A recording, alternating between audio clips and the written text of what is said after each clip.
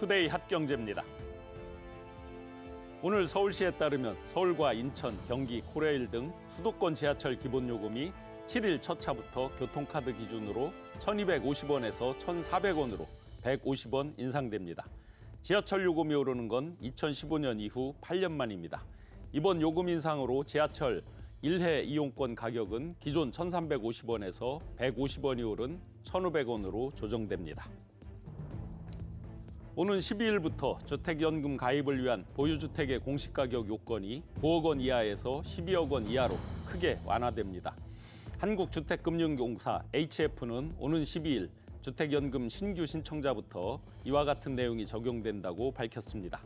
공시가격 요건이 완화됨에 따라서 주택연금 가입이 가능한 주택가격은 실거래가 기준으로 17억 원 정도로 올라갈 것으로 보여지며 올해 주택 시세 대비 공시가격 비율은 69%입니다. 내년부터 생후 18개월 이내 자녀를 둔 부모가 동시 또는 순차적으로 육아휴직을 사용하게 되면 첫 6개월 동안 부부 합산 최대 3,900만 원의 육아휴직 급여를 받게 됩니다. 고용노동부는 이와 같은 내용을 담은 고용보험법 및 고용산재보험료 징수법 하위법령 일부 개정안을 오는 15일까지 입법 예고했다고 오늘 밝혔습니다. 개편된 제도는 내년 1월 1일부터 시행됩니다. 대통령직 속 국민통합위원회는 오늘 소상공인의 자립을 지원하기 위한 소상공인 자생력 높이기 특별위원회를 출범시켰다고 밝혔습니다. 특위는 정부가 직접 소상공인을 지원하는 방식에서 벗어나서 소상공인의 자립을 뒷받침할 수 있는 정책 대안을 마련할 예정입니다. 지금까지 투데이 핫경제였습니다. 시청자 여러분 안녕하십니까? 경제인사이더들의 신박한 통찰과 함께하는 경제인사이트 신용환입니다. 추석 연휴가 지나고 이제 본격적인 가을 이사철이 시작됐습니다. 봄, 가을 이사철에는 통상 그 어느 때보다도 부동산 시장에 관심이 높아지죠. 학군이라든지 또 생활 권역에 따라서 이사에 대한 관심이 높아지는데 특히 아직 내 집 마련을 하지 못한 분들은 내 집 마련에 대한 계획을 다시 한번 세워보기도 하는 시기이기도 합니다. 국토교통부가 지난 9월 26일 부동산 프로젝트 파이낸싱 대책과 비아파트 공급 활성화 그리고 3기 신도시 신속 추진 등의 계획을 담은 국민 주거 안정을 위한 주택 공급 활성화 방안을 발표했습니다. 주택 공급 불안 심리를 불식시킬 가뭄의 단비 같은 대책이 되지 않을까 이런 기대도 모으고 있는데요. 오늘 경제인사이트에서는 이번 9.16 주택 공급 활성화 방안의 주요 내용 그리고 보완할 점 또한 부동산 시장에 미치는 영향 그리고 앞으로 부동산 전망에 대해서 자세하게 분석해 보도록 하겠습니다. 본격적인 오늘의 핫 이슈 분석해 보기 전에 자세한 내용 영상으로 먼저 만나보겠습니다.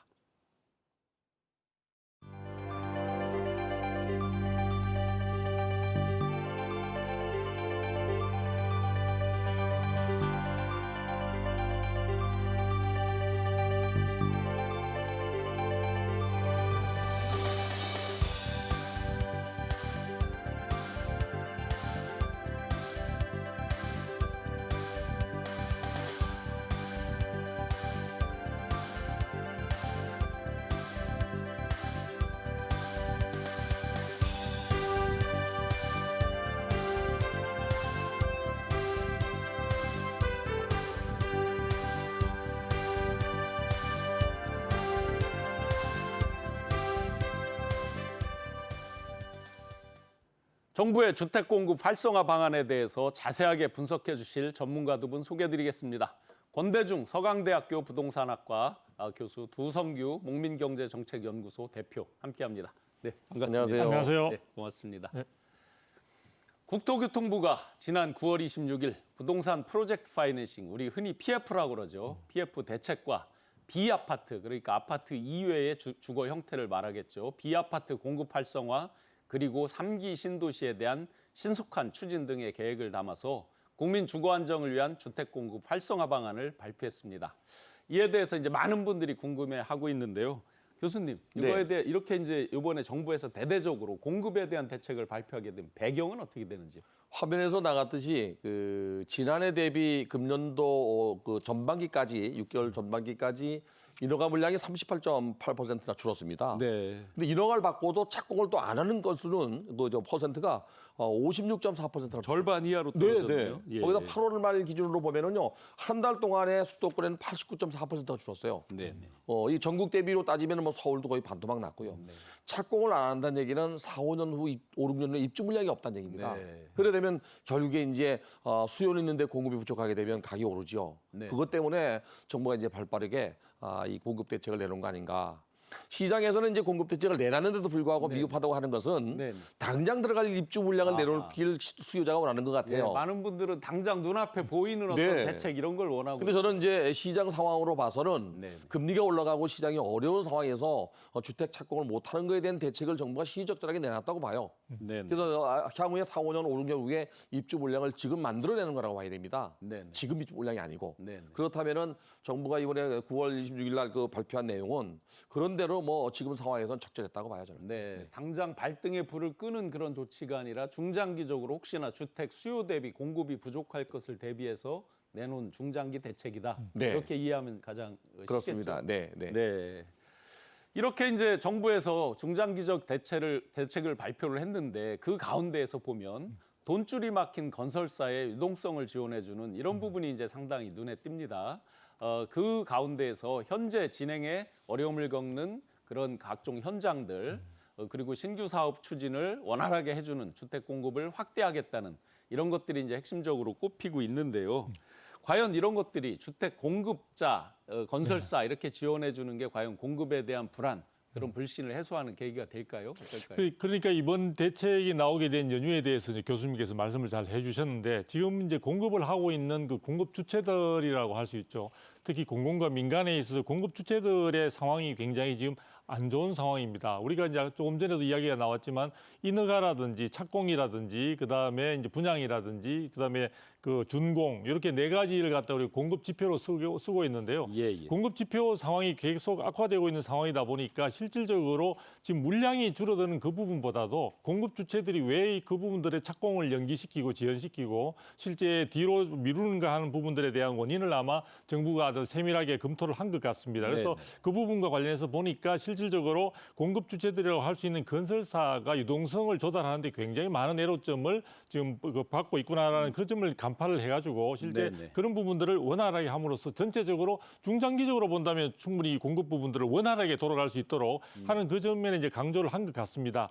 네네. 그 부분과 관련해서 본다면은 실질적으로 이번에 뭐 주택 공급 대책이라고 하지만 물량 중심의 대책이 아니라 공급 주체들이 제대로 활동할 수 있도록 하는 측면에서 공공에 있어서는 이제 도심 중심으로 해서 도심 복합 사업의 공급의 속도감을 좀 높이는 쪽에 방점을 둔 것 같고요. 민간 쪽에 있어서는 공공택지의 전매 제한을 완화한다든지 표준 계약서라든지 지금 시공비와 관련해서 갈등이 많은데 그런 부분들을 보완해주는 내용들이 알차게 들어가 있습니다. 네네. 다만 이런 부분들이 교수님도 잘 지적을 해주셨지만 이 대책 자체가 단기적으로 금방 효과가 나타날 수 있는 그런 성격은 다소 좀 아닌 것 같은 그런 부분이 있다 보니까 아마 많은 국민들이 기대했던 부분에서 적극적인 효과를 기대했던 것 같은데 그런 부분에서는 다소 미흡한 점은 있는 것 같습니다. 그렇지만 제가 볼 때는 조금 시간을 두고 공급 주체들이 몸을 좀 추스리면서 충분히 공급을 할 수 있는 역량이나 여건을 갖다 마련하는 상황이 된다면 이 실효성 부분은 우리가 거의 머지않은 시간에 충분히 기대해 볼 수 있는 여지가 있을 것으로 저는 그렇게 보고 있습니다. 그러니까 지금 이제 소장님 말씀해 주신 게 물량 위주의 대책이 아니고 네네. 그 공급자인 건설 네네. 주체들이 예를 들어서 PF를 15조 원 보증해 줬던 것을 25조 원까지 그렇습니다. 늘린다든지 네네.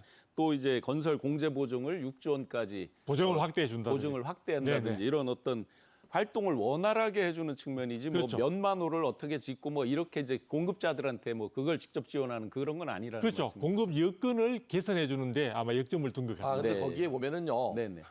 작년도 8월 16일 날 원희룡 장관께서 네. 270만 원 주택 공급 플러스 알파라는 게 있었습니다. 예. 그 알파가 바로 12만 가구를 공급하는 걸 발표했어요. 예. 신규 택지에서 8만 가구 정도 8만 5천 가구, 그러고 이제 또 기존 택지에서 한 3만 가구 늘리는 걸 발표했는데 이 중에 단기적 대책이 하나 있습니다. 네. 이거 뭐냐면 이제 그 주거용 부동산 중에서도 비아파트 부분은 네. 짧으면 3개월, 길어도 6개월 정도면 입주 물량 돌아오거든요. 예. 여기에 이제 보증을 6조 정도 늘리는 겁니다. 예. 그래서 수익성을 개선할 수 있도록 정부가 저리로 융자를 해주는 보증을 늘리는 그 6조는 단기적으로 서민들에게 주택 공급을 6개월, 1년 내에 입주할 수 있게 여건을 만들어 준 겁니다. 네. 나머지 부분은 이제 뭐 3, 4년, 5년 걸려야 되겠죠. 네. 그래서 단기적인 대책이 전혀 없는 건 아니고요. 네. 뭐 일부는 있는 겁니다. 예. 단지 대부분이 이제 착공 물량이나 인허가 물량이 워낙 줄다 보니까 네. 향후에 4, 5년, 5년 후에 주택시장 불안감을 없애기 위해서 이 대책을 내놓은 거죠. 네. 근데 교수님 요번에 이제 이 공급의 방점이 찍혀 있다 보니까 예를 들어서 3기 신도시를 개발하면서 예를 들어 공원 녹지 이런 것들을 축소하고 그렇게 해서 한 3만 호 이상을 추가로 더 공급하겠다.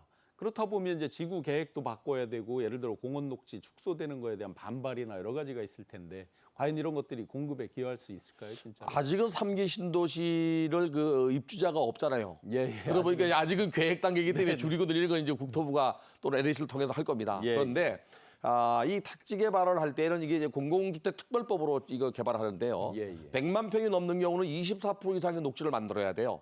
또 200만 평이 넘는 경우는 26%의 녹지를 만들어야 되고 또 300만 평이 넘는 경우는 28% 이상의 녹지를 만들어야 되는데 이 3기 신도시는 그보다 훨씬 많은 면적으로 녹지를 만들어 놨고요. 또 평균 용적률이 200% 전후로 만들어 놨습니다. 그래서 녹지를 조금 줄이더라도 지금 도시개발법이나 또는 공공주택특별법에 저해되게 이렇게 녹지를 그냥 줄이진 않아요. 네. 대신에 이제 녹지를 줄이지 못하는 데는 용적률을 조금 올려서 이 그 주택을 늘릴 수 있는 방안을 지금 강구하고 있는 겁니다. 네. 그 지금 이제 3기 신도시 지역들이 나오고 있는데요. 그렇죠. 대부분 다 녹지 비율이 높은 지역들이죠. 이 그렇죠. 수도권 지금 저기 중에서도. 고향 창릉지구가 한 3만 8천 가구인데요. 네네. 여기 지금 빠진 것 중에 하나가 이제 그 광명시흥지구가 8만 가구나 됩니다. 예. 그리고 남양주 왕석지구가 6만 6천 가구 정도 되고요. 교산지구나 또는 인천 계양지구나 부천 대장지구는 면적이 좀 작습니다. 네네. 여기는 아마 늘릴 수 있는 여력이 별로 없을 거고요. 늘린다 그러면은 남양주 왕숙이나 고향 창릉지구 그리고 광명시흥지구에서 아마 3만 가구 정도 늘리지 않겠나 봅니다. 네, 저희가 지금 이제 9.16 공급 대책에 대해서 집중적으로 분석을 하고 있는데요. 3기 신도시, 예를 들어서 지금 이제 몇 군데 지역들, 3기 신도시 지역들을 여러분들이 자료화면에서 보셨는데 신규 착공이라든지 소위 말하는 공급이 이제 조금씩 늦어지고 그러다 보니까 이제 착공 입주가 늦어지고 이러는 사이에 이제 주변 신도시들의 주택 가격이 계속해서 뛰고 있어서 또한 걱정이 큽니다. 3기 신도시 입주가 늦어지고 있는 사이에 광명, 과천, 고양, 하남 이런 신축 단지 가격이 오름폭이 커지고 있습니다. 과연 3기 신도시 본청약 때 분양가도 더 높아지는 거 아니냐 이런 많은 고민들이 있는 것 같습니다. 소장님 어떻습니까? 이렇게 늦어지면서 지금 계속 이제 분양가는 올라가고 있잖아요. 네, 건설 원가도 올라가고 있고 그러면서 뒤에 정작 3기 신도시가 출발할 때는 또 더 많이 올라가는 거 아니냐? 네, 지금 사실 굉장히 중요한 부분을 짚어주셨는데요. 네. 지금 대부분의 3기 신도시에 이미 이제 청약을 한 경우에 있어서는 대부분 그게 사전 청약을 통해서 이루어졌습니다. 그래서 네. 사전 청약 같은 경우는 본 청약을 할 경우에 있어서 이제 분양가 부분이 그때에 대해서 본 청약 시에서 이제 확정이 되다 보니까 현재의 상황에서 사전 청약 때 예상됐던 대략적인 어떤 분양가보다는 상승할 가능성이 대단히 지금 높아지고 있습니다. 제가 조사를 조금 해보다 보니까요. 지금 전국에 있어서 전국적으로 지금 분양가가 계속해서 신규 단지의 경우에서 분양가가 계속 분양 시에 이제 오르고 있습니다. 오르고 있는데 지금 서울 같은 경우에서는 분양가가 지금 한 전체적으로 동대문구 같은 경우 최근에 10월 달에 이제 분양이 지금 되고 있는 쪽의 경우에 있어서도 지금 3,500만 원, 즉 서울 시내 같은 경우에는 지금 3천만 원을 지금 넘어서고 있는 상황이 되고 있고요. 네네. 수도권에서조차도 지금 인기 있는 경우에는 지금 굉장히 분양가가 3천만 원 넘는 등 굉장히 이제 큰 어떤 그 상승세를 보여주고 있습니다. 네네. 그리고 심지어는 지금 주택 전국 그 한국부동산원에 의하면 가격이 떨어지고 있는 부산에조차도 최근에 네네. 있어서 분양하는 데 있어서는 분양 가격은 굉장히 높은 가격을 보여줌으로써 전체적으로 분양가 부분이 상승하고 있는 데다가 네네. 또 청약 경쟁률은 높아지는 상황이다 보니까 이런 부분에 있어서 3기 신도시에 청약을 사전 청약을 하셨던 분들은 이런 추세가 이어진다고 할 때 나중에 있어서 본 청약 시에 만약 분양가가 오른다면은 이 부분에 대한 부담을 얼마나 어떻게 할 것인가에 대한 걱정이 지금 많아지고 있는 상황들이 부분들입니다. 그래서 그러다 현재 보니까 좀 전에 이제 네네. 자료 화면에서 보셨듯이 그 지금 주변 지역 네네. 서울은 아니지만 하남, 과천, 광명, 고양 이런 네네. 이제 주변 지역 가격이 지금 도표에서 보시듯이 엄청나게 올랐단 말이죠. 예를 네네. 들어 지금 과천이나 네네. 광명 같은 경우에는 오히려 서울의 강북 지역보다도 더 높은 가격들을 실질적으로 보여주고 있고요. 지금 그런 구체적인 현장들도 많이 이제 등장을 하고 있습니다. 그래서 예. 저런 부분들의 추세가 지금 봐서는 이어질 가능성들이 많고, 그 사실은 3기 신도시 개발 계획의 경우에서도 올해 안에 연내에 이제 처음에 하던 분양되는 부분들이 착공에 들어가는 부분들이 현장이 나올 것으로 예상이 되고 있는데요.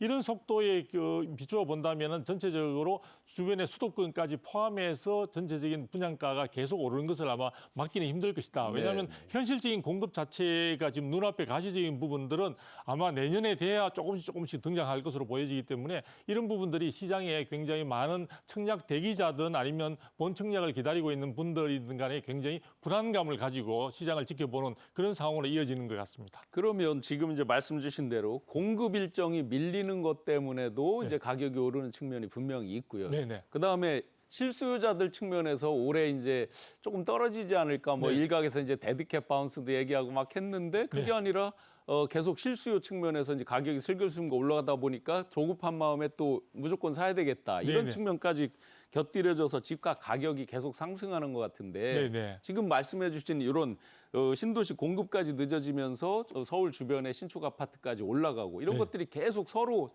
상승작용을 하면서 어떤 가격에 대한 우려가 계속 커지는 건 아니에요? 그 가능성이 대단히 있습니다. 그러니까 지금 현재 가격 상승세가 오르는 것은 단순한 수급 부분에 있어서 공급이 부족한 부분들도 있을 수 있겠지만 전체적으로 지금 원자재 가격 상승이 굉장히 가파르게 지속이 되고 있고 그에 함께해서 건설 인건비도 오르고 있습니다. 그렇다 보니까 현장에 있어서 실제 그 시공사로서도 시공비 자체가 굉장히 급증하고 있는 상황이다 보니까 이 부분에 있어서 분양가에 제대로 반영시키지 않는다면은 그 부분에 대한 적자나 부담을 갖다 고스란히 안아야 되는 측면들이 있는 거죠. 그래서 그런 부분들이 전체적인 사업의 사업성도 떨어뜨리고 있는 그런 측면이 있는데 이런 분위기가 현재로 봐서는 조기에 개선될 것 같지는 않습니다. 그래서 전반적으로 고금리 시대에 유가도 지금 오르고 있는 상황이고 그런 가운데 원자재 가격이나 건설 인건비 등이 상승하다 보니까 이런 것들이 전반적으로 분양가 그러니까 신규 구축의 경우에 있어서는 수급 상황에 따라 지금 보면 양극화 속에 좀 가격이 떨어지는 곳들도 있습니다. 그러나 지금 이야기하고 있는 것은 대부분 신규 분양에 있어서 분양가는 계속해서 상승세를 지속할 가능성이 대단히 높다고 보여지기 때문에 아마도 지금 이런 부분들에 있어서 최근에 특히 신축이나 신규 분양을 원하시는 분들이 많이 늘어나고 있는데 그런 부분들의 수요청, 수요 대기청의 경우에 있어서는 그런 부분으로 해서 걱정이 지금 계속해서 커질 수밖에 없는 그런 상황입니다. 안타깝습니다. 지금 이렇게 분석해서 보시듯이 건설 원가도 올라가고 분양가도 또 계속 올라가고 하다 보니까 정부는 표준 계약서를 통해서 공사비 총액 기준을 새롭게 마련을 하고 각종 이제 정비 사업에서 공사비가 일정 수준 이상 상승하는 경우에 당사자가 재협상을 하도록 유도하는 등 여러 가지 이제 분양가 상승 압력으로 인한 그런 분양가 상승 이런 부분을 제어하기 위해서 이제 많은 노력을 기울이고 있는데요. 일각에서는 교수님 이렇게 재협상을 하다 보면 또 다시 이제 인상분을 다시 반영해서 또 재협상하고 이런 게 어떻게 보면 분양가를 더 높이는 어떤 그런 악재로 작용하는 거 아니냐 이런 우려도 있거든요. 어떻게 보십니까? 당분간은 분양 가격이 올라갈 수밖에 없는 구조입니다. 네. 3고 현상이 바로 이제 고금리, 그다음에 고환율, 그리고 거기다가 고유가거든요. 네네. 유가가 지금 뭐 $90까지 갔거든요. 우리가 네네. 수입하는 두바이 유가 맞습니다. $85가 넘었고요. 또 지금 채권 금리도 지금 4%가 넘어서 4.8까지 가 있습니다. 미국 금리도 오르고 있기 때문에 환율 시장도 불안하거든요. 그러면 결국에 이제 이거 물가가 지금 지난달에 3.7%까지 올라갔어요. 예, 예. 그럼 거기에 따라서 또 인건비도 올라가고 2021년도에 그 시멘트 가격이 금년도에 31.7% 올랐어요. 거기다가 인건비도 전부 다 11% 이상 올랐고 문제는 뭐냐면요. 수입품의 유가가 올라서 올라가는데 불구하고 안 올라가야 될 게 편성 상승하는 겁니다. 네네. 인건비가 올라갈 이유가 없잖아요. 그래서 인건비도 올리고 이러다 보니까 이제 원가가 올라가서 분양가가 올라가는 건데 이것 때문에 지금 현재 많은 정비 사업지구가 건설사하고 원래 계약했던 것보다 물가가 올라가고 자재가가 올라간 것 때문에 공사가 중단되거나 이제 분쟁이 생기다 보니까 국토부가 이 그 표준 계약서를 만들어서 협상하게끔 도와주겠다고 하는 거지 네. 그 표준 계약서가 강제권이 있는 건 아니거든요. 네, 네. 어쨌든 간에 이제 그 건설사들하고 이렇게 대화를 나눠보면은요, 실제 피부로 와닿는 그 자재값 인상이나 물가 상승이 거의 25%, 30% 정도 된다 그래요. 예. 그래서 착공이 줄어들었던 게 아까 제가 전자에 인허가를 받고 착공을 못하는 이유가 PF가 안 돼서 못하는 것도 있지만 네. 그 이면에는 분양 가격이 올라가서 안 하는 게 더 크다는 겁니다. 네, 네. 그러다 보니까 실제 그 토지 가격은 그렇게 많이 안 올랐는데 건축비 오르다 보니까 분양이 안 되고 미분양 날까봐 겁나서도 착공을 못 하겠다. 네. 이런 얘기를 하거든요. 그래서 정부가 이제 발빠르게 표준 계약서를 내놓고 이 그 수요자가 받아들일 수 있는 정도 내에서 이 그 시공자와 또는 그 시행자가 협상할 수 있도록 유도하겠다는 겁니다. 네, 네. 이래 되면 아무래도 분쟁이 좀 줄어들지 않겠나 생각이 되고요. 또 하나는 이제 지속적으로 이게 물가가 올라가게 되면은 결국에 경제 침체가 되거든요. 예, 예. 경제 침체가 되고 난 이후에는 오히려 부동산 가격이 하락할 수밖에 없는데 이 구조가 어디까지 갈 건가는 누구도 예측을 못해요. 네. 그래서 정부도 지금 뭐 여러 가지 고민을 많이 하고 있는데 이번에 그 내놓은 이 그 표준 계약서만큼은 많은 정비 사업지구가 원활하게 진행되던 사업을 할 수 있게끔 유도하는 물꼬를 트는 그런 역할을 할 거라고 보여져요. 네. 그러니까 단순히 어떤 PF 조달의 어려움 이런 것들 이런 걸 통해서 어떤 그 분양가가 올라가는 게 아니라 거시경제 전반에 걸쳐 아까 네. 환율이라든지 고유가라든지 이런 부분까지 또 장기적으로 보면 이게 엉켜서 또 경기 침체까지 올 수도 있다. 이런 경제 전반에 대해서 분석을 해주시는 게 네. 아주 적합하게 이렇게 봐주시는 것 같은데요. 다른 측면 하나만 좀 여쭤보겠습니다. 네. 이게 이제 저희가 전반적으로 공급 대책이고 이 부분에 대해 분석을 하고 있는데 아무래도 공공택지 개발 이런 것들은 LH공사에서 주관을 하잖아요. 그럼 네. 최근에 이제 여러 가지 문제점들로 인해서 LH공사가 많은 비판을 받기도 하는데 그렇다면 신규 이런 공급 대책이 더 우선이냐 어떤 LH 혁신 이런 걸 정부에서도 표방을 했는데 그런 혁신과 이런 것들이 잘 갖추어지고 나서 좀 안정화를 이루면서 공급 대책을 하는 게 맞지 않느냐 이런 일각의 비판에 대해서는 어떻게 보십니까? 두 마리 토끼를 잡기는 쉽지 않지만은 그 LH는 예전에부터 추진해왔던 3기 신도시는 지속적으로 추진하고 있고요. 또 하나 이제 공급된 택지가 이 착공을 하지 못하는 부분에 대해서는 2년 이상 보유하게 되면 1년 내에 이것도 매각하게 할 수 있습니다. 그래서 경기가 어렵거나 이렇게 그 상황이 안 좋은 건설사들은 분양 가격 이하로만 매각하게 되면 소유권 유지할 수 있도록 이제 물건 터놨고요. 또 하나 이제 최근에 불거지고 있는 부실공사라든지 또는 뭐 전건 예우와 문제에 관련된 거는 이 공급과 관련된 내용과 별개로 추진하고 있습니다. 그래서 국민들이 지금 염려하는 것처럼 뭐 이 문제 때문에 공급에 차질이 있지 않냐 염려할 수 있는데 그건 염려 안 하셔도 될 것 같아요. 물론 이제 사전 분양도 올 연말부터 또 차근차근 진행되고 있기 때문에 공급 대책과 관련된 거는 여러 그 방면에서 문제 없이 추진되고 있다고 말씀드릴 수 있어요. 네, 정부의 이번 9.16 공급 대책에 대해서는 상반된 두 가지 평가가 공존하는 것 같습니다. PF 대출 보증을 확대한다든지 그에 대한 기준을 완화한다든지 하는 그런 공급 대책의 확대는 현재 시점에 꼭 필요한 정책이다. 몇 년 후에 예를 들어 주택 공급이 갑자기 부족해졌을 때 또 주택 가격 상승이라든지 이런 걸 막기 위해서 꼭 필요한 대책이다. 이런 평가도 있는데요. 반면에 지금 여러 가지 애로를 겪고 있는 건설사만 지원한다라고 해서 과연 이것이 해결될 거냐. 특히나 PF 이런 지원들이 언발의 오줌 누기라든지 조금 갑자기 이제 쓰러져가는 이런 건 살릴지 모르지만 중장기적인 대책이 되겠느냐. 이런 일각의 비판도 많이 있습니다. 소장님, 정책이 제대로 된 효과를 거두기 위해서 과연 지금 이렇게 발표하는 이런 공급 대책이 방향이 맞는 건지 어떻습니까? 그러니까 지금 대책이 발표되고 많은 거의 좀비 상태에 있는 기업들조차도 충분히 이제 회생될 수 있다는 그런 어떤 기대감도 있는 것은 사실인 것 같습니다. 그런데 지금 조금 전에 LH와 관련해서 말씀을 주셨는데요. 그 LH처럼 공공에 있어서도 지금 상당히 국민의 신뢰를 많이 잃어버렸다는 게 굉장히 저는 중요한 문제인 것 같습니다. 그러니까 그 LH라는 기업이 가지고 있는 어떤 공기업이 가지고 있는 능력이나 이런 부분을 부인하는 건 아닌데요. 지금 최근에 있어서 무량판 구조의 어떤 지하 주차장 붕괴 사고 등을 통해서 우리가 나타났듯이 실질적으로 그 공공에서 역할들 제대로 하고 있느냐. 또 이 민간에도 마찬가지입니다. 민간의 경우에 있어도 현재 부동산 경기가 침체되다 보니까 현재 실질적으로 지금 반년 만에 6곳의 건설업체가 부도가 나거나 굉장히 지금 신규 등록 90%가 감소하는 등 건설업계 자체가 지금 황폐화되고 있다고 해도 과언이 아닙니다. 그런데 그럼에도 불구하고 이번에 대책 등을 통해서 충분히 회생의 기회를 준다는 것은 좋지만 이게 국민의 세금을 바탕으로 이루어지는 그런 지원이라는 측면을 우리가 강조하지 않을 수 없는 상황에서 실제로 모든 기업들을 상대로 해서 모든 것들을 균등하게 지원하는 것은 좀 문제가 있지 않느냐. 그래서 충분히 회생 가능하고 경쟁력이 있고 이런 부분들에 그 제대로 된 건설업체들에 있어서 충분한 자기 역할을 할 수 있도록 네. 선별 지원하거나 선별해서 이런 부분들을 갖다 좀 확인하고 그 제대로 어떤 필요한 자금들이 필요한 곳에 쓰일 수 있는 그런 부분의 시스템이 돌아갈 수 있도록 네, 네.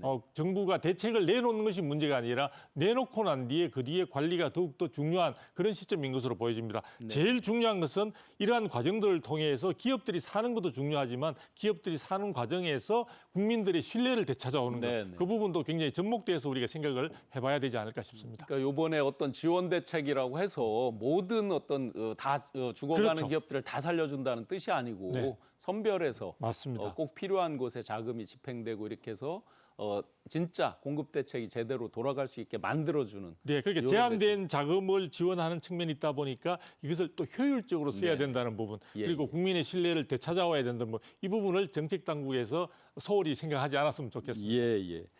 그 지금 이제 소장님도 말씀 주셨는데요. 그 핵심 중에서 이제 그 양적으로 몇 호를 공급한다 이것도 중요하지만 이제 공급자 측이 원활하게 활동을 할 수 있도록 25조 PF 확대라든지 6조 원 보증 공제를 확대해 준다든지 이런 게 핵심인 것 같은데요. 이런 부분의 실효성은 어떻게 판단하십니까? 우선 그 말씀하신 대로 지금 그 국토부가 정부가 관여하고 있는 또는 공공기관이 관여하고 있는 PF 사업장 160군데는 거의 조사가 끝난 상태고요. 네, 네. 거기서 부실하지 않은 지역만 지원하는 걸로. 예. 거기가 이제 15조. 주택금융공사가 10조 해서 25조. 원래 15조였거든요. 10조 늘려서 이제 보증을 해주는 걸로 돼 있고 비아파트 부분에 6조가 또 있습니다. 여기에 이제 또 뭐가 있냐면요. 이 대주단이 만약에 그 PF 이자가 연체됐을 때 연장하거나 또는 PF를 좀 더 연장해서 늘려주는 경우에는 앞에서 말씀드린 PF 이자가 연체돼서 이자를 연장해 주거나 하는 경우는 대주단이 전체 회의에서 3분의 2 이상 동의하는 경우. 네, 네. 사실 수익성과 이 사업성에 대해서는 이 국토부보다는 이제 실제 돈을 빌려주면 더 잘 알거든요. 네. 왜? 내가 돈을 빌려주고 받아야 되니까. 네, 네. 또 하나 이제 추가로 PF가 필요하거나 보증이 필요할 때는 대주단의 4분의 3 이상의 동의를 하는 경우에 할 수 있도록 이렇게 해놨습니다. 그러니까 아마 철저하게 사업성을 검증하거나 분양성을 검증하거나 사업성을 검증할 거라고 보여집니다. 그래야 된다 그러면은 정말 망가지고 그 가망성이 없는 데는 아마 더 이상 지원을 안 해서 이렇게 정리가 될 거고요. 그렇지 않고 이제 사업을 추진했을 때는 실효성이 있는 경우에는 아마 대주단이 적극적으로 지원하지 않겠나 이렇게 보여집니다. 25조로 확대한 거 15조를 25조로 이렇게 확대하고 한 부분이 보통은 이제 심리가 어느 한 축이 무너지면 와르르 막 동시에 이렇게 무너지는 측면도 있는데 25조 정도로 확대하면 충분하다고 보십니까? 저는 뭐 제 개인적으로 좀 부족하다고 봐요. 지금 가계대출이 이제 8월 말 기준으로 1,075조입니다. 그렇죠. 1,800조, 1,080조 가까이 되는데 가계대출은 좀 관리해야 되고요. 네. 피해부 대출은 지금 133조밖에 안 됩니다. 네. 뭘 뭐 그것도 큰 금액이지만은 예, 예. 전반적으로 주택 공급이 위축되고 경기가 하강하는 국면에서 이 그 건설 시장이 살아날 수 있는 방법은 최소한의 정부가 이그 선제적 그 대응 방안이 필요하지 않겠나. 네, 네. 그렇다면은 지금 선제적으로 내놓는 10조 정도에 늘리는 것, 그리고 비아파트 분의 6조 정도, 약 16조 정도의 보증을 늘린 거 가지고는 부족하다고 봐요. 네, 현재로는. 네, 네. 그러나 이제 정부가 지금 이거라도 내놓은 건 뭐 그 가뭄에 단비를 주듯이 예, 예. 최소한의 시장을 안정화시키거나 공급을 활성화시키는 데는 도움이 될 거라고 보여집니다. 예. 이번 공급 대책이 대체로 이제 우리가 익숙한 아파트 위주의 공급 대책이라고 하는 또 비판도 일각에서 있습니다. 그런데 이제 정부는 무주택자가 도시형 생활주택 등 이제 비아파트가 되겠죠. 60제곱미터 이하의 소형 주택을 구입하더라도 무주택 청약이 가능하도록 규제를 풀었습니다. 아파트에 대한 선호가 높은 가운데에서 과연 이렇게 비아파트에 대한 대책, 그런 공급 대책이 효과가 있겠느냐라는 일각의 지적도 많이 있습니다. 소장님, 비아파트에 대한 대책 과연 시장 논리에 맞느냐 이런 비판도 있는데 어떻게 보십니까? 네, 사실은 이제 그런 부분의 비판이 사실 되게 따갑게 느껴지는 상황입니다. 그렇게 부동산 시장에서 지금 많은 국민들의 주거 형태를 보게 되면요. 아파트가 전체적인 부분에서 한 70% 이상을 지금 차지하고 있는 게 실질적입니다. 그러다 보니까 전체적으로 아파트 생활에 익숙해지고 그쪽에 대한 선호도 높은데 최근에 와서는 실제 그 청약을 통한 어떤 부분에 있어서 신규 아파트에 대한 기대감들이 굉장히 높은 상황입니다.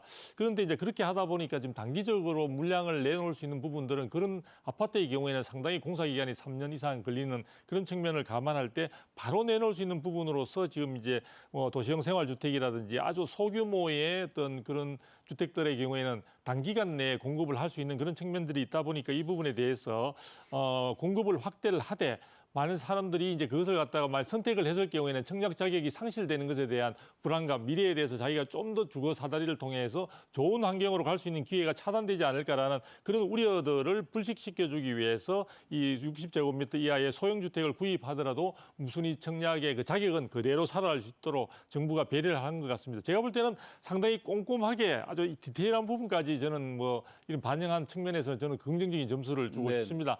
다만 여기에서 제가 사족을 조금 붙인다면은 지금 도시형 생활주택이라든지 오피스텔이라든지 또 이런 부분들은 사실은 장기적으로 우리가 미래를 꿈꾸는 어떤 세대들이 장기간 그쪽에 거주하기에는 다소 여러 가지 주거 환경이라는 것이 조금 열악한 것이 사실입니다. 네. 그런 측면에서 본다면 지금의 여러 가지 여건들을 감안할 때 주택 시장의 여러 가지 문제점들을 해결하기 위해서 불가피하게 이런 제도들의 보완을 하는 것은 어쩔 수 없다고 저는 보여지고 네네. 그 부분에 대해서는 긍정하는 측면이 있지만 이런 부분들이 전체적인 주거 형태의 큰 줄기로서 자리 잡는 것은 조금 우리가 장기적으로 검토해봐야 되지 않을까 싶습니다. 네. 9.16 공급 대책의 긍정적인 측면, 비판적인 측면, 양측면을 다 갖고 있는데요. 저희가 양측면을 다 이렇게 보고 있는데 PF 대출 보증 확대라든지 금융 공급 확대 이런 부분은 현재 시점에 꼭 필요한 정책이라고 하는 긍정적 평가를 받고 있지만 필요한 정책들이 빠져 있고 또 실질적이고 구체적인 계획은 빠져 있다라고 하는 지적도 있습니다. 앞으로 추가 정책이나 세부적인 계획안이 나와야 되지 않을까 생각이 됩니다. 과연 어떤 보완점과 실천이 필요할지 준비된 영상 보시고 계속 이어나가겠습니다.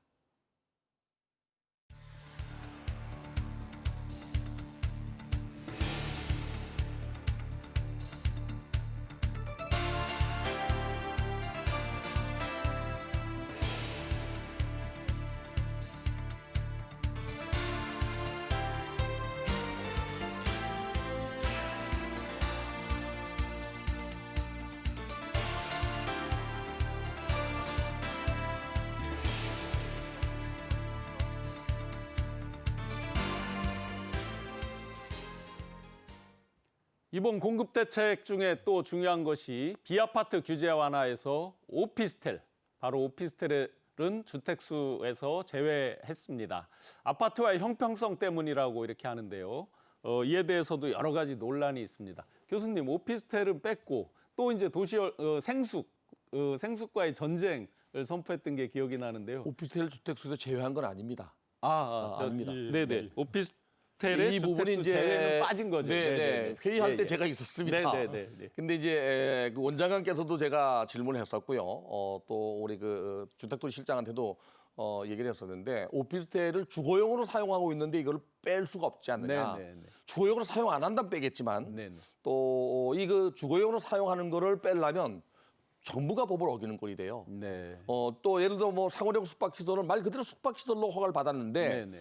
거기에 들어가서 하면 안 되는 겁니다. 근데 주택으로 들어가서 살면서 예. 주택으로 인정해달라고 그러잖아요. 네네. 그러면 결국에 법을 바꿔야 되는 문제가 나오는데 네네. 법을 바꾸기 전에 정부가 법을 어기면서까지 제외시킬 수가 없는 거예요. 그러니까 소급 적용 때문에 지금 논란이 많이 됐던 네, 거잖아요. 그래서 국토부에서도 상당히 이것 때문에 그 고민도 많이 하고 논란이 많았는데 이번에 그 발표하면서는 주택에서 제외하는 거는 주택수에 포함시킬 수 없다. 이거는 뭐 확실한 것 같고요. 애당초 지을 때 그 생활형 숙박시설은 주차장을 주거용보다 완화시켜서 졌기 때문에 만약에 이거를 주거용으로 또는 오피스텔로 바꾸려면 주차장을 확보해야 돼요. 네네. 그래서 그거는 지금도 유효합니다. 정부가 지금도 생활형 숙박시설이나 이런 것들은 주차장을 확보하면 오피스텔로 전환해주겠다고 하거든요. 네네. 근데 이것도 그 건물 내에 주차장을 더 이상 못 만든다면 다른 지역에라도 주차장을 확보해라. 그러면 만들어주겠다고 하고 있는데 불구하고 네. 이 생활형 숙박시설에 사는 대부분 사람들은 그냥 주택으로 인정해달라고 하는 거거든요. 네, 네. 애당초 그렇게 허가를 받지 않았기 때문에 이거는 이율배반적인 행동이기 때문에 정부에서 이걸 봐줄 수 없는 것 같아요. 네, 네. 네. 그 저는- 호수도 굉장히 많죠. 맞습니다. 이게 일반 그 시청자분들께서 알기로는 분양형 호텔입니다. 이게. 네, 네. 그걸 어떻게 그 아파트나 이걸 주거용을 인정해 줍니까? 네, 그래서 네. 이 부분은 그 법 자체가 바뀌지 않는 한 바꿀 수가 없는 겁니다. 그러면 지금 이제 오피스텔 시장 같은 경우 굉장히 불만도 많을 것 같고 오피스텔을 가지신 분들 굉장히 요동칠 것 같은데 어떻게 보십니까? 이게 그 2018년도, 19년도, 2020년도만 해도 한 해 오피스텔 공급이 뭐 한 2, 3천 가구씩 됐거든요, 착공이. 예, 예. 그리고 비아파트 부분 중에서도 또 뭐 그 연간 공급량이 한 3천 가구 이상 됐는데 비아파트 부분에 대한 공급이 준 이유는 두 가지입니다. 하나는 전세 사고가 나는 게 대부분 비아파트 부분에서 많이 벌어지다 보니까 선호도가 떨어진 겁니다. 네, 네. 이게 분양이 안 되다 보니까 착공도 줄게 된 거고. 네, 네. 또 하나는 지난 정부가 주택 공급을 늘리지 않으면서 비아파트 부분을 많이 늘렸어요. 네. 그래서 사실은 그 비아파트 부분도 공급은 많은 상태입니다, 지금. 네. 이런 상태에서 지금 현재 오피스텔이나 또 도시형 생활주택이나 또는 뭐 생활형 숙박시설이 주거용으로 쓰고 있거든요, 이게. 네. 이거 사실 비주거용 아닙니까? 네, 네. 이걸 가지고 살던 사람들을 주거용으로 끌어들이기는 법이 바뀌지 않으면 안 되는 상황인데 정부도 이 부분은 충분히 알고 있습니다. 그래서 비아파트 부분 중에서도 다세대 연립주택을 구입하는 경우에 네, 네. 이것도 이제 사고가 많이 나니까 분양을 안 받잖아요. 네네. 그러다 보니까 수도권은 적어도 1억 3천에서 1억 5천, 1억 8천까지는 분양을 받고 나중에 팔더라도 네. 주택에서 빼주고 지방은 지금 현재 8천만 원이거든요. 네. 그 1억까지도 분양을 받고 나중에 만약에 팔게 되면 이거 공시가격입니다 또. 네. 그래서 그럴 때는 아파트 청약 통장을 무주택자로 인정해 주는 걸로 이렇게 열어놨습니다. 네. 그래서 정부는 비아파트 부분 중에서도 특히 다세대 연립주택을 장려하는 거지 오피스텔이나 도시형 생활주택이나 또는 생활형 숙박시설을 장려하는 건 아닌 듯해요. 예, 네. 네. 정부가 공급 대책을 발표할 때 그 이면에서 핵심적으로 또 갖고 있는 포인트는 집값 안정일 것입니다. 그런데 이번 대책에서 집값 안정에 또 주택 가격에 가장 큰 영향을 미치는 세제라든지 대출 규제 완화 이런 부분은 빠져 있습니다. 또 주택 수요가 가장 많은 서울 지역에 대한 신규 공급 대책의 세부적인 내용도 빠져 있습니다. 그러다 보니까 이제 새 집 공급에 대한 그런 우려 이런 것들은 계속 커졌고 집값 상승을 꺾을 수는 없는 거 아니냐, 그런 기대감을 막을 수 없는 거 아니냐 이런 우려도 있습니다.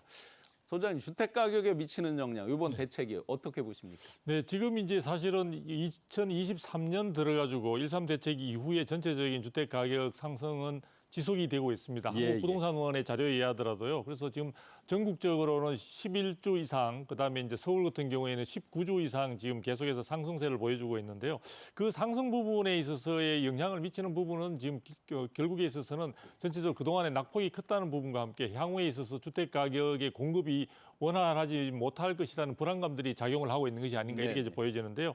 그와 관련해서 이제 이번에 일각에서는 세제라든지 대출 부분에 대한 규제 완화가 빠진 부분에 대해서 조금 서운함을 표시하는 분들도 있는 것 같습니다. 그런데 이 세제나 대출 부분을 가지고 저는 부동산 정책의 하나의 수단으로 쓰는 것에 대해서 그렇게 긍정적으로 보지는 않습니다.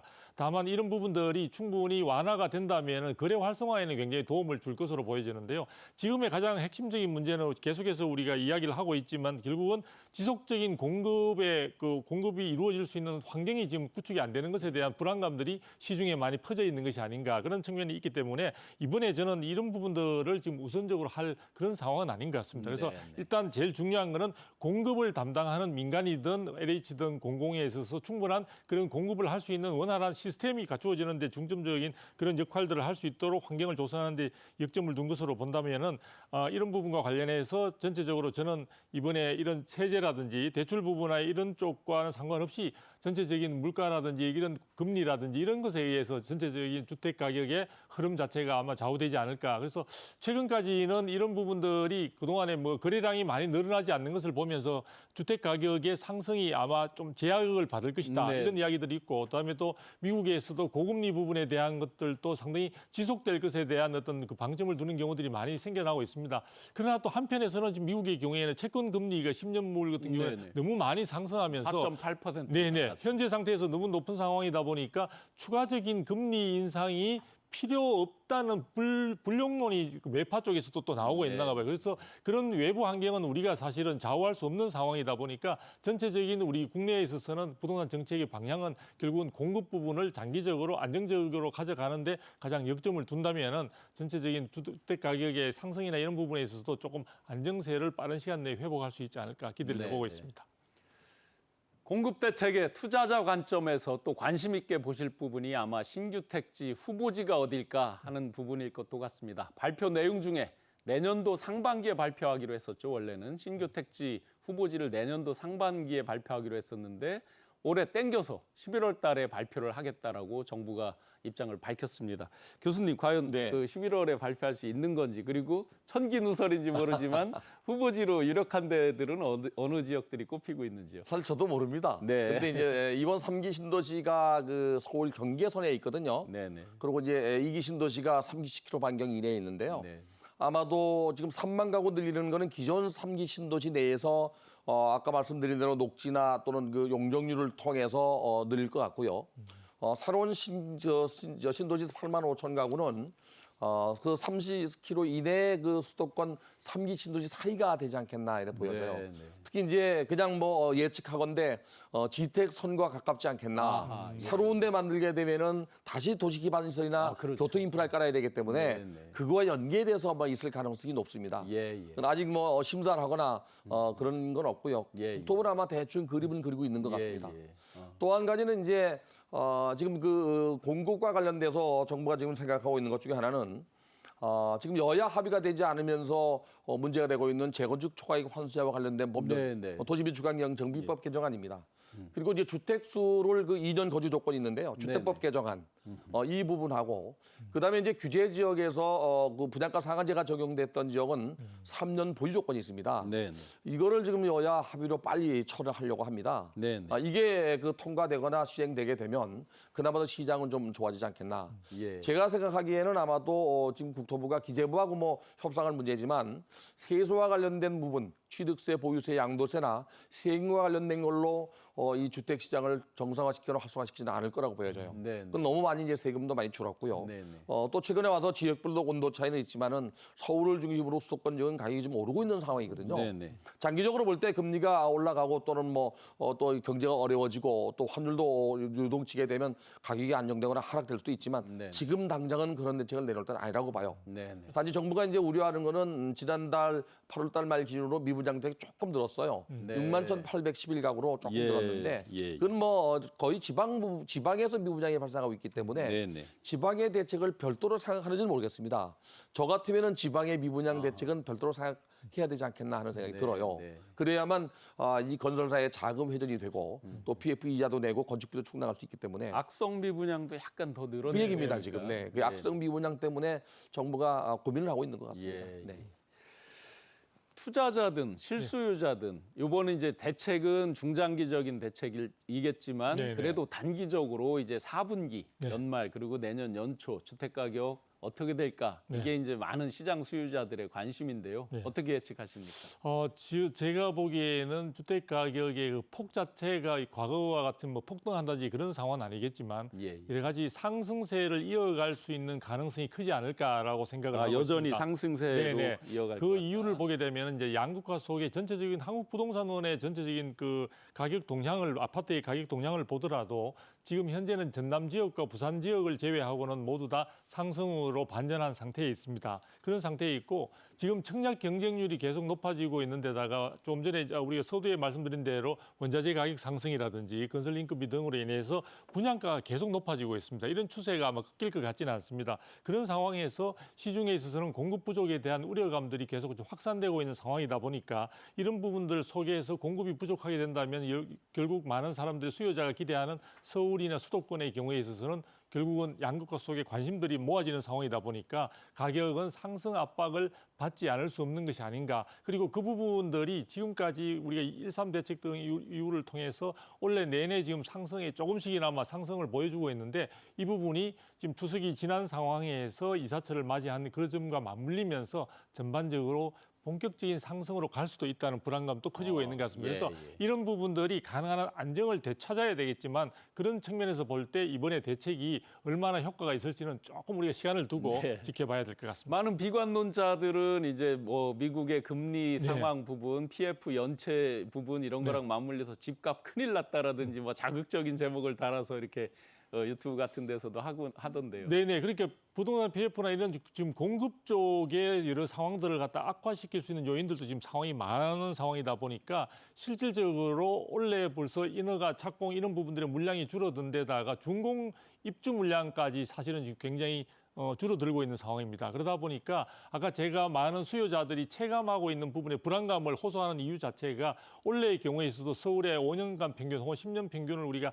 한 4만에서 4만 5천 호를 본다고 볼 때 네. 올해 같은 경우에도 한 3만 5천 호에 못 미칠 것으로 지금 보여지고 있는 상황이고 네. 내년에는 굉장히 급속도로 준공 물량 자체가 줄어들 것으로 지금 보여지기 때문에 아마도 수요자들이 느끼는 어떤 피부로 느끼는 부분은 더욱더 커질 것 같습니다. 네. 그런 부분의 불안감들이 어떻게 보면 이 가격 부분에 대한 불안감이 커지고 가격이 올라간다는 것은 미래에 대한 어떤 수급 상황들을 갖다 선반영하는 그런 측면도 있다고 볼 수 있는 거거든요. 네. 그래서 그런 부분들을 우리가 또 하나 눈여겨볼 수 있는 것은 최근에 와서 전세 가격 등 임대차 시장에 있어서도 가격이 약간 상승 반전돼서 되고 있는 움직임들을 보여주고 있습니다. 그래서 그런 점들을 감안할 때 올해 연말이라든지 내년 상반기 중으로 해서 부동산 시장은 상당히 수요자들에게는 굉장히 불편하고도 불안한 그런 시장으로 연결될 가능성이 저는 높다고 보고 있습니다. 네. 여러 가지 변수가 많은 상황인 것 같습니다. 9.16 공급 대책에 대해서 전반적으로 살펴보고 있는데요. 그야말로 러프한 대책 아니냐 이런 이야기도 있고 구체적이고 세부적인 사항들 그리고 향후에 청사진들이 좀 더 제시해야 된다라는 여러 가지 시각들이 있습니다. 교수님 앞으로 어떤 부분이 구체적으로 좀 살이 붙어서 나와야 될까요? 마무리 말씀 부탁드리겠습니다. 지금 뭐 정부가 내놓을 수 있는 건 최소의 대책을 내놨는데요. 우리 두성규 박사님 말씀하신 대로 이제 시장이 그 연말까지는 아마 강보합세를 유지할 것 같은데 지금 대경제의 불확실성이 점점 커지고 있거든요. 중국의 비그유안이라든지 홍다그룹이나 완다그룹이 또 디폴트 나는 그런 상황까지 가고 있고요. 미국이 또 금리가 올라가면서 불안하고 우리가 지금 현재 불황성 흑자가 지금 4개월 연속되고 있습니다. 예. 고금리가 아마 계속 진행된다 그러면은 내년 상반기는 저는 좀 비관적으로 보거든요. 네. 그러면은 정부가 새로운 대책을 내놓을 가능성이 있습니다. 네. 현재는 공급 대책만 내놨지만 향후에 만약에 시장이 어려워진다면 수요 진작 대책도 나올 가능성이 있습니다. 네. 이번에 수요 대책 진작 대책은 안 나왔거든요. 예. 그래서 시장 상황을 봐가면서 정부가 시장에 수요 진작 대책을 안 내놔도 지금 가격이 오르고 있는 상황이기 때문에 네네. 경제 상황에 따라서 여러 가지 변수가 있다고 보여집니다. 네네. 그래서 이번에는 공급 대책으로서 시의적절하다고 보고요. 네네. 아마도 이제 연말을 지나서 이사철을 지나서 비수기에 들어가면 시장이 좀 안정화될 거라고 보여지고요. 네. 금리가 내년 상반기는 분명히 내릴 가능성은 없습니다. 그러면 고금리가 지속될 가능성이 있어서 시청자분들께서 뭐 급하게 서둘러서 내 집에 나설 필요 없다고 봐요. 네. 단지 제가 이제 조언을 드린다면 청약 시장은 언제나 낮은 가격이기 때문에 괜찮다고 봐요. 그러나 네네. 신규 주택 시장은 가격이 오르는 시장인데 예전에 비해서는 낮은 가격이지만 네. 향후에 부동산 시장이 경제가 어려우면 다시 말하면 먹고 살기 어려운 집 사지 않잖아요. 네. 부동산만 살아날 수는 없습니다. 예. 내년 상반기가 아마 그럴 가능성이 있기 때문에 조금 관망하는 것도 좀 나쁘지 않다고 네. 봅니다. 한 텀 잠깐 쉬면서 이렇게 좀 보는 그러고 거. 상황이 악화되거나 아주 좀 안 좋게 되면 정부가 수요 진작 대책을 내놓을 거로 보여져요. 네. 소장님 짧게 그 마무리 네, 말씀 네, 네. 한번 뭐 어떤 구체적인 사항이 필요할까요? 예, 제가 보기에는 지금 뭐 다른 것보다 이 정부가 사실은 부동산 시장 안정을 위해서 굉장히 노력을 많이 해왔었는데요.